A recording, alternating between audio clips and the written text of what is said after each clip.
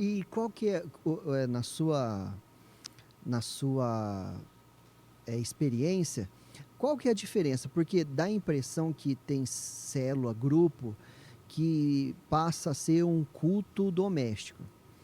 E eu, quando eu era criança, na igreja também, eu sempre via muito aquelas épocas que fazia culto nas casas. Sim, minha Qual que é a casa diferença teve. de culto nas casas e pequenos grupos, célula? É. Quando nós observamos Atos capítulo 2, quando chega ali no verso 45 a 47, nós vamos observar que a igreja primitiva ela se reunia nas casas e se reunia no templo.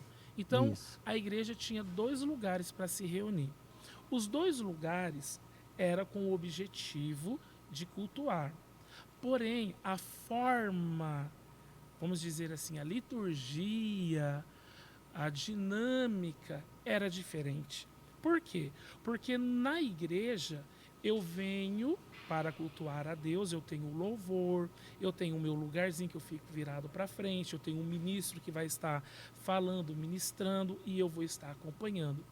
Quando eu vou para a casa, na casa eu vou compartilhar. Na casa eu vou interagir com os que estão ali. Então tem um momento de comunhão. O texto fala o partir do pão. O texto fala das orações que é feita uns pelos outros. O texto fala de um momento de estarmos num culto, mas de uma forma diferente. Bom, aí vem a sua pergunta, porque Isso. na sua época, ou na época que você chegou, nós tínhamos esses cultos, na minha casa também Uhum. tinha. E tinha tudo que tinha na igreja. Tinha tudo. Tinha pregador, tinha quem abria, O quem louvor, orava, louvor, cantávamos com o cantor músico, cantor cristão. cristão. Tinha uns que tinha Legal. sanfona. Verdade. Tinha o seu Afonso, meu vizinho, ele tocava pandeiro. Não, ele tocava O irmão triângulo. Elias tocava O irmão pandeiro. Elias tocava o pandeiro, né? Ele aparecerá. E aí, mas tinha tudo que tinha numa igreja, né? Aí, igual Sim. eu te falei, qual que é essa diferença aí? Aí tá, chegamos então agora na nossa época. Falei da igreja primitiva, que o culto doméstico era esse. Quando chega aqui em nós, nós começamos a fazer o culto doméstico também. Dessa forma que nós acabamos de falar. Aí vem a visão celular, aí vem essa visão de pequenos grupos nas casas. Aí muda um pouco. Por quê? Porque há um objetivo. Essas reuniões, esses cultos, passam a ser cultos agora intencionais. Eles não são culto feito somente, vamos fazer um culto de louvor, de adoração. Por exemplo, na minha casa, na casa da minha mãe, tinha o culto uma vez por quinzena, uma vez por semana.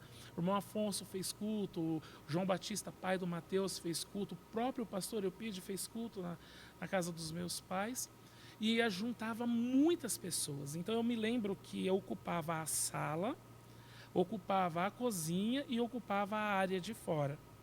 Então os irmãos estavam ali e ouviam a palavra. Quando nós falamos de pequenos grupos, nós não estamos falando de uma casa cheia e pessoas que não vão voltar na próxima reunião. Nós estamos falando de pessoas que estão ali com um compromisso, com um objetivo, estão se reunindo ali para algo.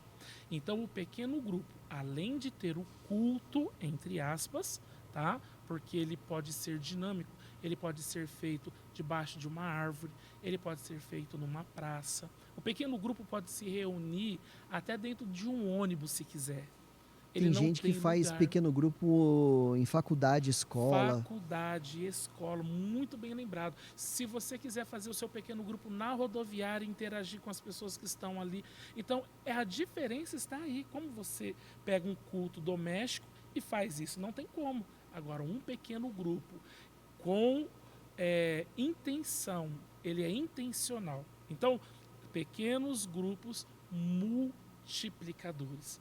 Nós estamos entrando na era ou no tempo de vivermos pequenos grupos multiplicadores. Então, eu vivi a época da igreja nos lares, né, os cultos domésticos, amo culto doméstico, é muito bom, realizo o culto doméstico ainda, mas o principal para nós hoje, pelo fato da urgência do evangelismo, é então o pequeno grupo multiplicador. E você falou que você realiza ainda. E quando que é melhor fazer um culto doméstico do que um PGM, por exemplo? Por exemplo, ó, Qual é a ocasião assim que se há seria um melhor? irmão acamado, doente, então não tem como fazermos um PGM ali por causa da dinâmica do PGM. No PGM nós temos o louvor, temos a recepção primeiro, né, lógico, temos a acolhida das pessoas, temos o louvor, temos o momento da palavra, temos dinâmica e temos o momento de comunhão. Né? No final temos um momento de comunhão. Mas se eu tenho uma pessoa acamada, eu não consigo fazer com que ela participe de toda essa liturgia, dessa dinâmica. Então, para uma pessoa acamada, o que nós fazemos? Nós fazemos o culto doméstico. Levamos alguns irmãos, né?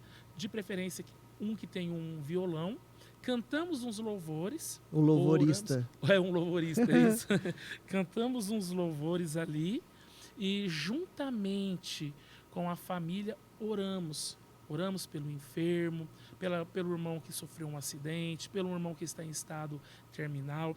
Nós fizemos um culto sábado passado, retrasado no assentamento, né? E depois do culto nós fomos fazer uma visita. Então a irmã estava acamada, né? Não pôde ir ao culto, e nós fomos os obreiros, né? E enchemos a sala da irmã. A irmã estava deitada no sofá, não podia levantar. Levamos a ceia e junto com ela nós cantamos, celebramos a ceia, tivemos uma pequena palavra e oramos junto.